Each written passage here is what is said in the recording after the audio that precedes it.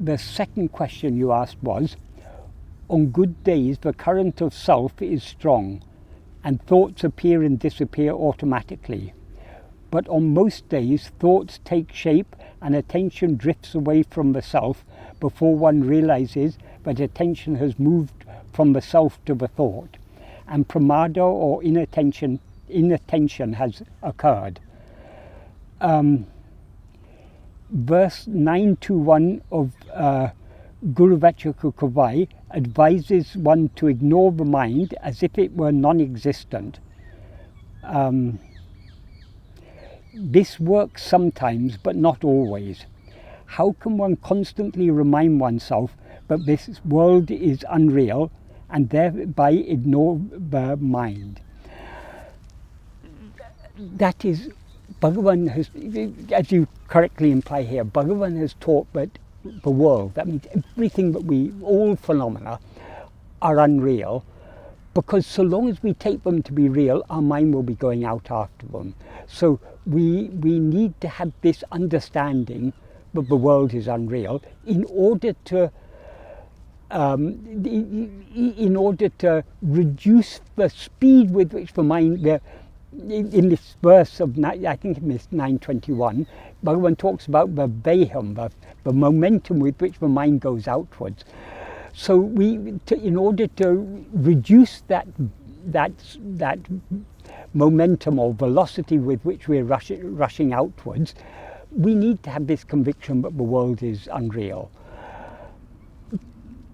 But when we're actually practicing self-investigation, we should be completely indifferent to the world. That is, once we understand the world is unreal, we should be indifferent to it. So then our attitude should be, let the world be real or unreal, it's no concern of mine. My only concern is to know who am I. So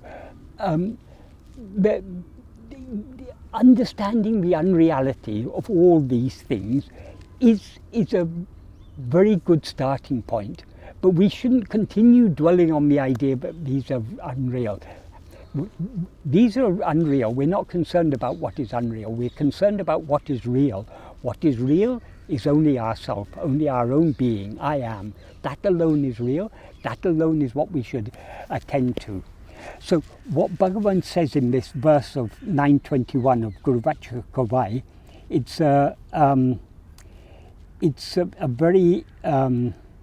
a very nice verse actually, but it's put in Murugan has a way of packing a lot into a very little. So he uses a word in this verse, eke.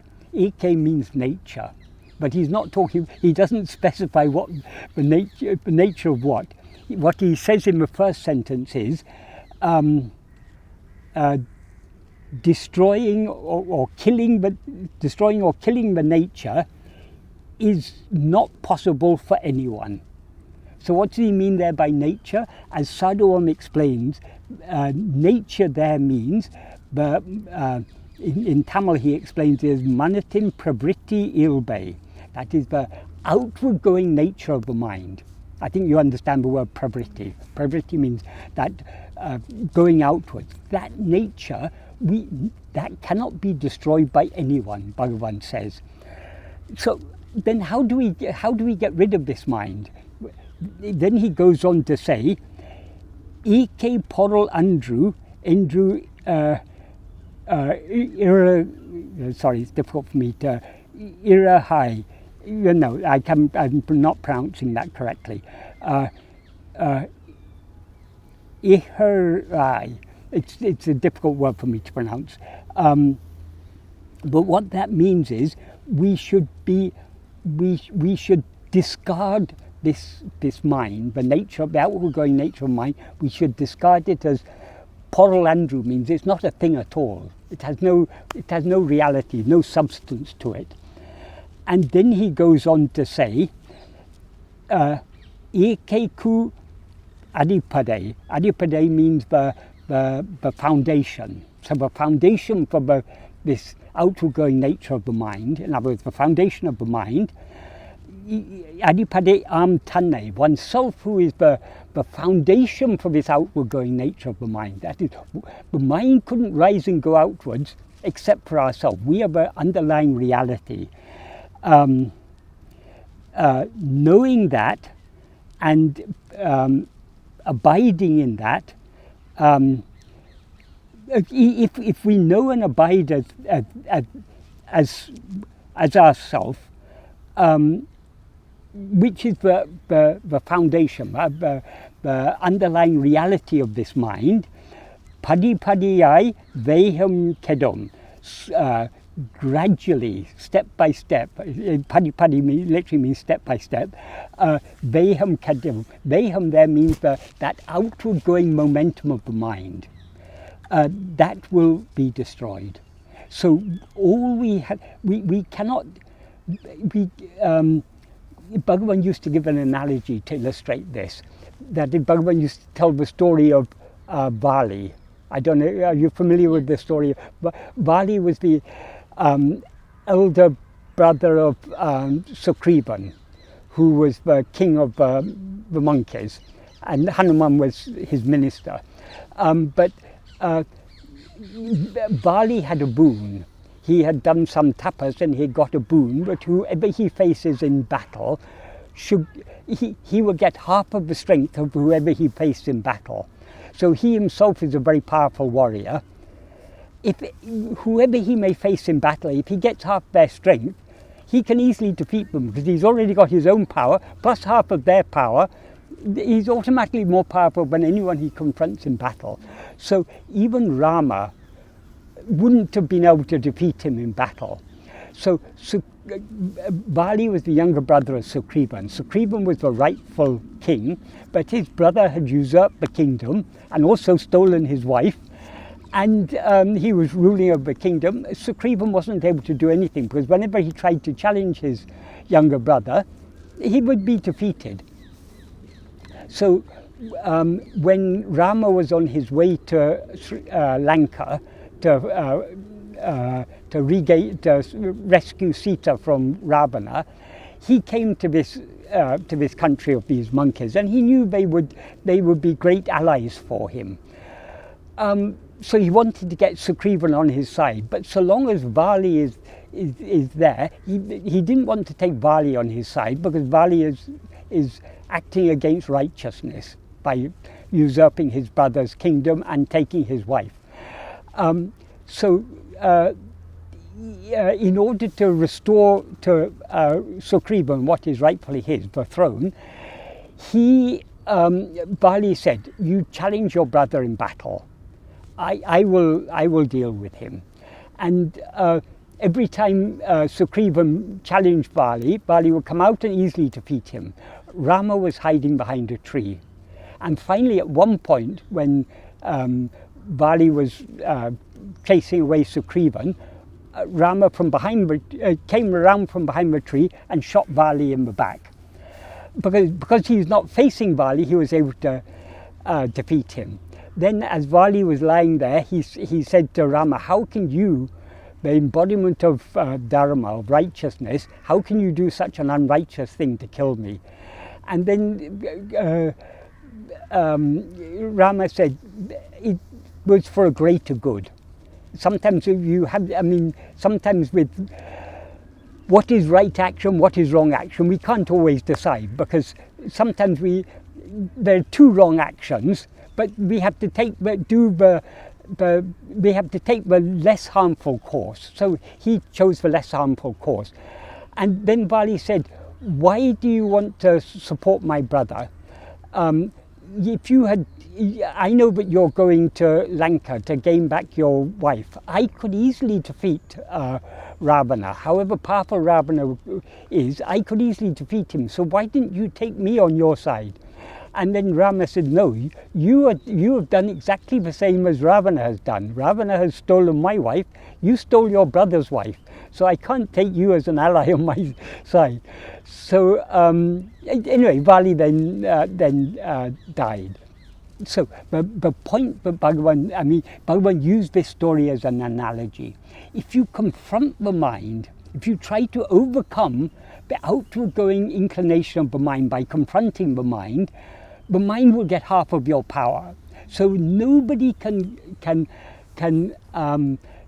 defeat the mind directly by opposing mind. The only thing is, as he says, we have to don't consider this mind to be a thing at all. It's non-existent.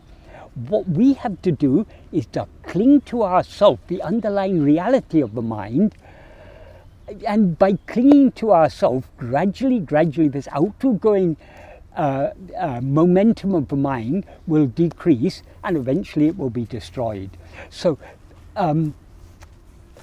this is why Bhagavan said, you just like Rama couldn't have defeated, nobody could defeat Bali in face-to-face combat. The only way, well, in the case of that story, Rama had to shoot him from behind.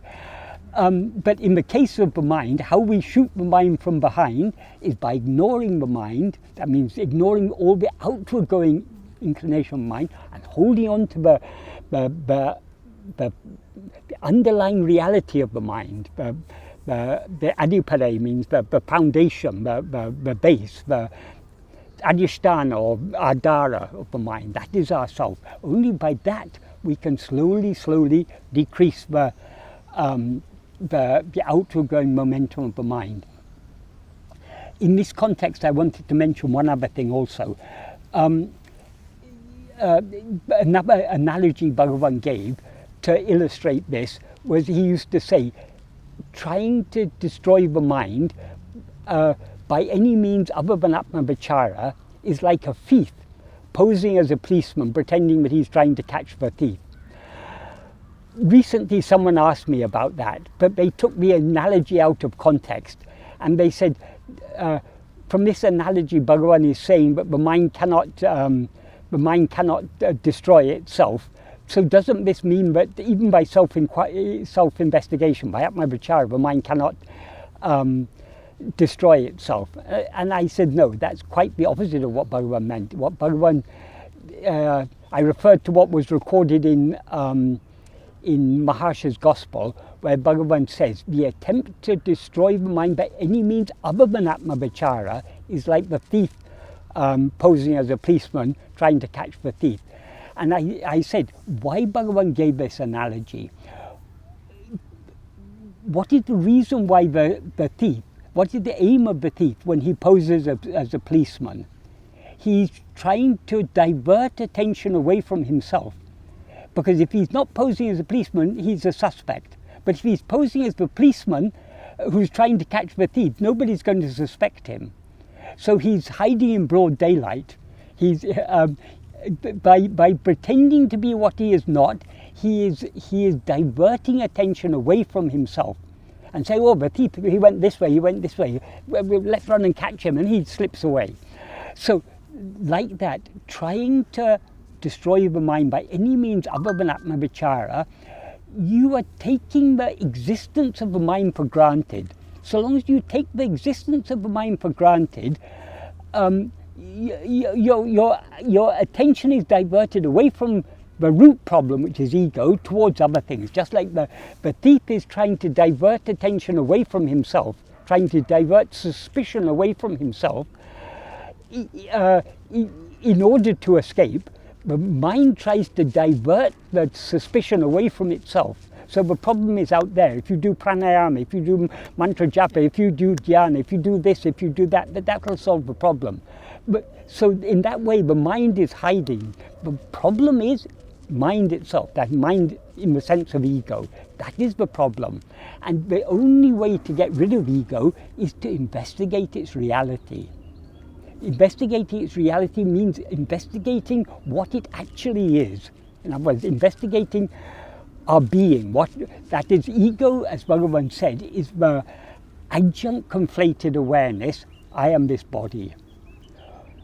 What is real in that adjunct conflated awareness is only I am. I am is the chit portion of the chit jada granthi. The jada portion of the chit jada granthi is the body. This conflation of chit means awareness, jada means not aware. So this body is not aware. But when the awareness I am is conflated with this body, and it seems to us, we're aware of ourselves as I am this body, that is the chit jada granti. Granti means the not. The not is that identification. So ego is neither chit, nor is it jada. It's neither the pure awareness I am, nor is it the body. It is a spurious entity that has arisen between the two, conflating them. So long as anything ego does to try to, in the way of sadhana, is going to, anything ego does means any action done by ego is only perpetuating ego.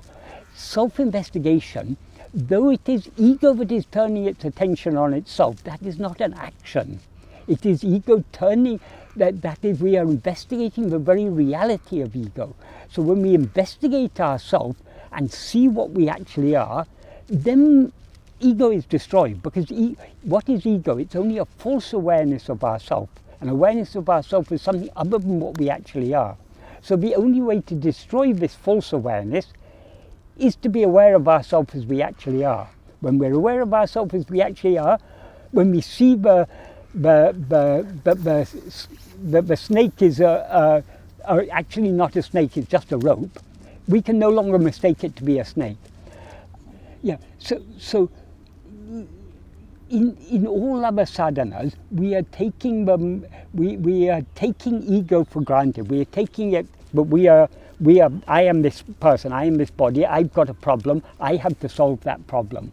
But the I that is trying to solve the problem is itself the problem, and that I is a false awareness of ourself. So the false awareness can only be destroyed by a correct awareness of ourself. And we can be aware of ourselves as we actually are only by investigating ourselves. And when we're investigating ourselves, when Bhagavan says ignore the mind, what we have to understand is the mind consists of two elements. The essential element of the mind is ego, the first thought, I, because that is the subject. All the other elements of mind, all other thoughts are objects. So mind consists of both subject and objects. What we are so long as all other sadhanas, we are attending to objects and thereby sustaining the seeming reality of the subject, ego. But when we turn our attention back on the subject to find out who am I, that is that's what Bhagavan means by ignoring the mind. We're ignoring all the other thoughts. We're ignoring the pravritti nature of the mind, the outward going nature of the mind. We are turning our attention inwards to what is the essence of the mind, which is ego. And when we're investigating this ego, as Bhagavan says, it's this conflation of the chit portion, I am, and the jada portion, the body. What we're investigating is only the chit portion. So that's what Bhagavan refers to in this verse 921 as the foundational, underlying reality of the mind, whose nature is going outwards. So it is that we have to, that chit portion is also sat portion. Chit and sat are one and the same. So awareness is being, being is awareness. So by holding on to our being, we are holding on to the underlying reality of all this. When we see who am I, when we see what we actually are, the false awareness of ourself as I am this body is thereby destroyed, and thereby we remain as we actually are. So we can know ourselves only by being ourselves, and we can be ourselves only by not rising as ego. So long as we attend to anything other than ourselves, ego rises, stands and flourishes. The nature of ego, as Bhagavan says in verse 25 of the Little Napatu, grasping form, it comes into existence. Grasping form, it stands. Grasping and feeding on form, it flourishes abundantly. Leaving form, it grasps form. So the very nature of the mind is to constantly grasp form. The very nature of ego, that is to constantly grasp form. But ego itself has no form of its own. That's why Bhagavan refers to it as a uruvatra pei. Pei is a Tamil word that means pisasa, like a demon or a ghost or some evil spirit. it is formless. It has no form of its own. So when it performs, it grasps all things other than itself. So attending to anything other than ourself is what Bhagavan refers to there as grasping form. And by grasping form, we are nourishing and sustaining ego. So the only way to get rid of ego, as Bhagavan says in the same verse, Tedinal autum pidicum. If sought, it takes flight. That means if ego investigates its own reality, if it seeks to know who am I, it will take flight. That means it'll run away. In other words, it'll cease to exist. Yeah. So in this verse, verse 921, he talks about the velocity of the mind. Yeah. It is true that the mind slows down over a period of time, but it doesn't slow down enough. Yeah, but that velocity he's referring to is the outward going speed. Yeah. What is the driving force of that outward going velocity or momentum? It is our Vishaya vasanas. Vasanas have no strength of their own. Vasanas derive their strength from us. Vasanas are our inclinations. Vishaya vasana, all objects, all phenomena, all forms are Vishayas. So the inclination to attend to anything other than ourselves is a Vishaya vasana. These vasanas have no strength of their own. They derive their strength from us because they are our inclinations. So to the extent to which we allow ourselves to be swayed by any particular vasana, that vasana is strengthened. In order to weaken the vasana, we need to refrain from being swayed by it. So all Vishaya vasanas are taking our attention away from ourselves. So if we want to weaken all Vishaya vasanas, we need to prevent our attention going away from ourselves. We need to hold on firmly to ourselves. That inclination or liking or love to to attend to our own being, that is what is called Sat Vasana. Sat means being, Vasana means inclination. Sat Vasana is the love to attend to ourselves. The more we practice self-attentiveness, the more we thereby we thereby strengthen the Sat Vasana, and because by holding on to ourselves, we're not allowing ourselves to be swayed by the Vishaya Vasanas. The Vishaya Vasanas are weakened. That is how that momentum or veham, that velocity with which the mind is rushing outward, that's how it gets weakened. We may not necessarily perceive that because as it gets weakened, our mind becomes purer, and then we become more painfully aware of that outward going inclination. If we talk to a person who's not tried to follow the spiritual path at all, if you talk to them about vasanas, they'll not know what you're talking about. They know their desires and things, but even though my desires are not a problem, no, I want this, I want that. My desires, they think having desires and ambitions and everything, that's a good thing.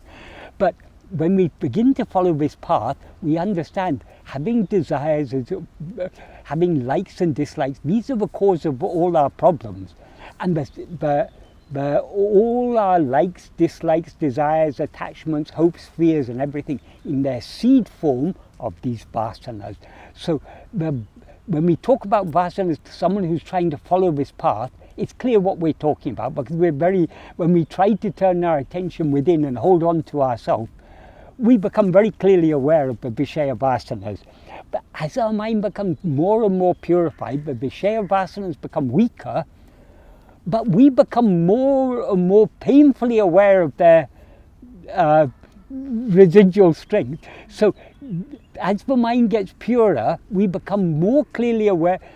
If you've got a dirty cloth, if the whole cloth is covered with like a muddy t-shirt or something, the whole thing, you can't see the deeply embedded stains. If you wash it once, remove all the more superficial dirt, then you begin to see how the more deeply embedded stains.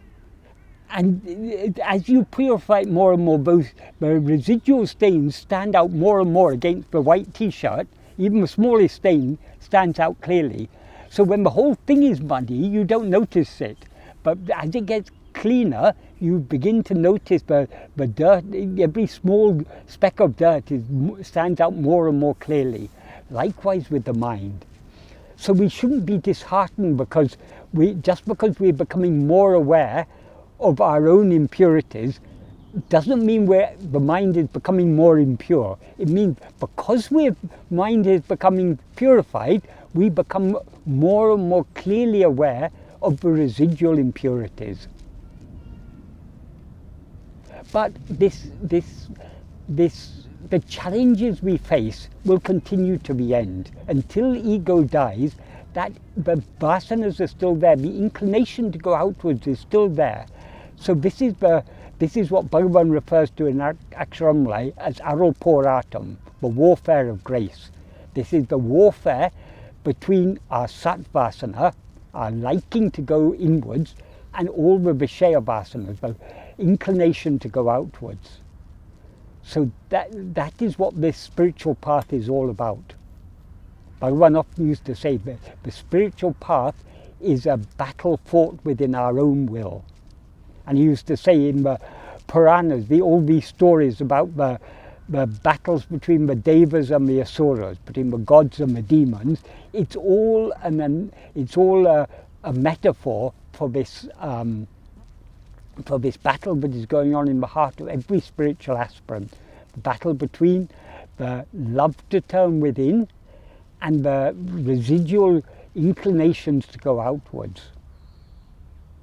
So it is the will that causes It's the will that has got us into our present, that the will is both the cause of our bondage and the means to liberation.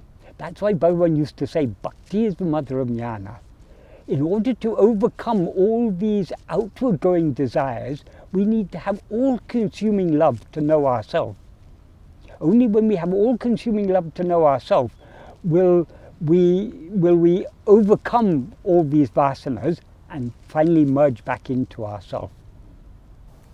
We do experience liberation from time to time when a particular attachment, for example, there's a strong attachment and it falls away. That's this is all partial liberation, but the liberation we're talking about, the true liberation, so long as there's ego, however free ego may feel, it's not free. Ego is itself bondage, as Bhagavan says.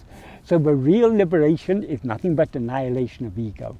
But along the way, we do, as the desires and attachments drop off, or they don't drop off entirely, as they grow weaker and weaker, there is a freedom in this. Worldly people are constantly seeking to fulfill their desires, thinking if they fulfill their desires, then they'll be happy. But when we come to this spiritual path, we understand the problem is not that we don't have whatever we desire. The problem is that we have the desire for that.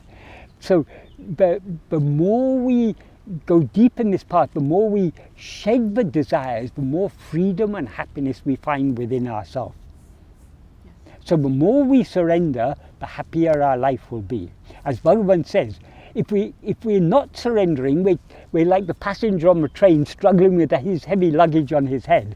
Why should we suffer like that? Instead of just, the train anyway is carrying all the burden, let us put the entire burden aside on the train. In other words, let us surrender all our cares and concerns to Bhagavan, let us travel happily. How can we travel happily? So long as we rise as ego, we'll be taking all the burden on our head. The only way is not to rise as ego. In order to avoid rising as ego, we need to cling to our being. Yes, thank you, Michael. Right.